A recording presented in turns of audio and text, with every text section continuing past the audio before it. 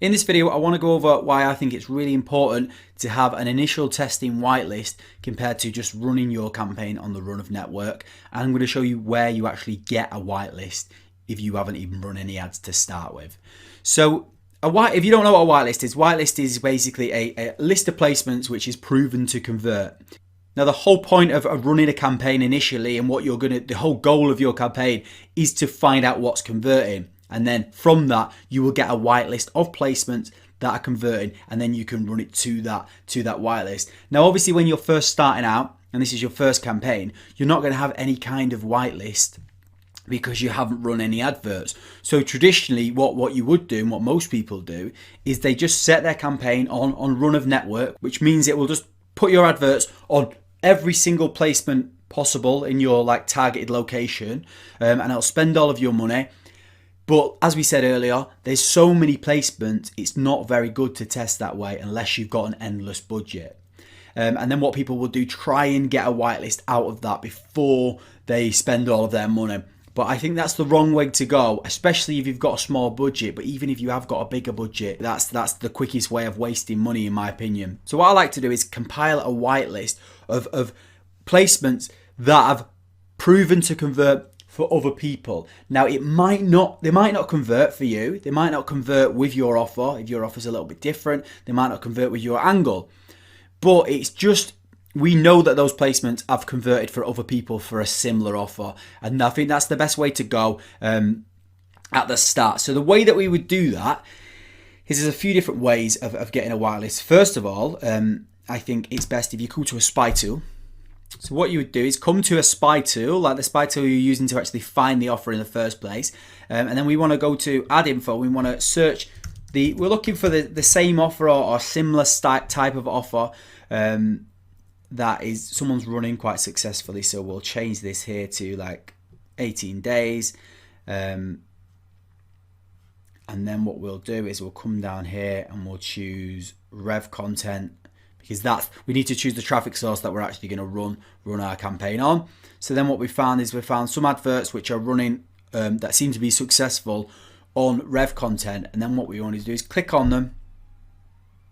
Then we can scroll down here and it actually tells us, so it only tells us in Adplexity the top 10 publishers and top 10 placements. So I just tend to just copy the websites here and just run it onto the websites, because not all of the information is actually is scraped here. This isn't an exact whitelist of the top websites that this person's running them on, but it's the ones that it's finding. So this is why it's not ideal. This isn't a perfect whitelist where we could just copy exactly what they're doing and run it to the same website.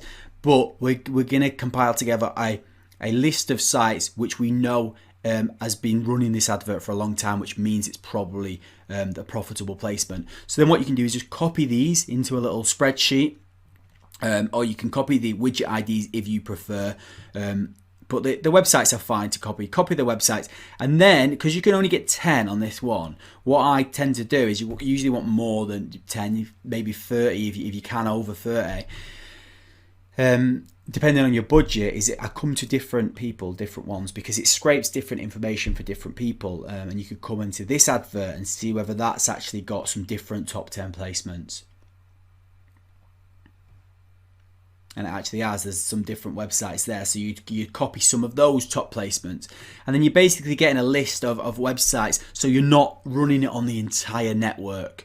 The other way you can do it is you come to AdBeat. AdBeat's got some information about this as well. So if you come to AdBeat and we go on top ads and then just search here, tinnitus,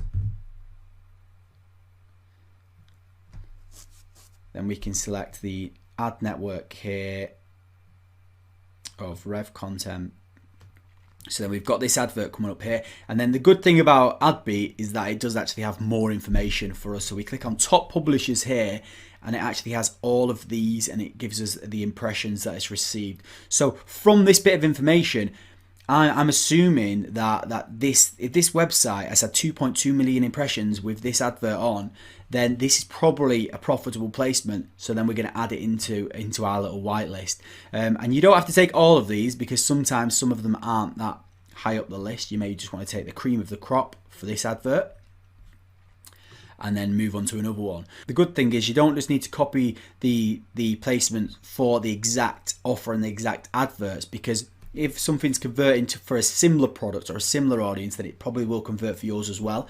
So you can always go in and type in a different thing like diabetes or something else that might have a similar kind of audience or similar kind of readership, and get that into your whitelist.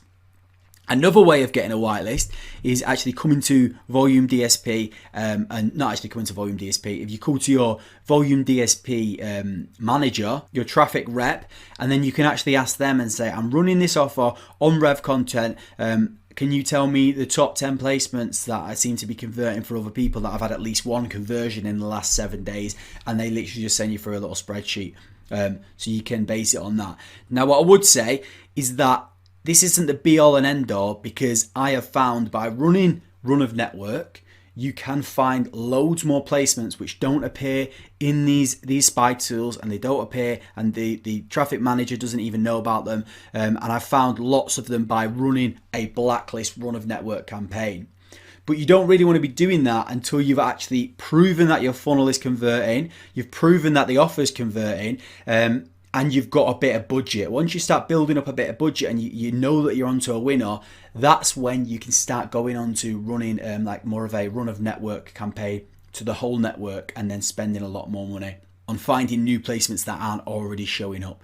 Now, I'm going to go into more detail about blacklisting and whitelisting campaigns and analyzing your data after we've actually set your campaign up. But for now, that's kind of what you want to get for your initial campaign, a little whitelist together to save you money.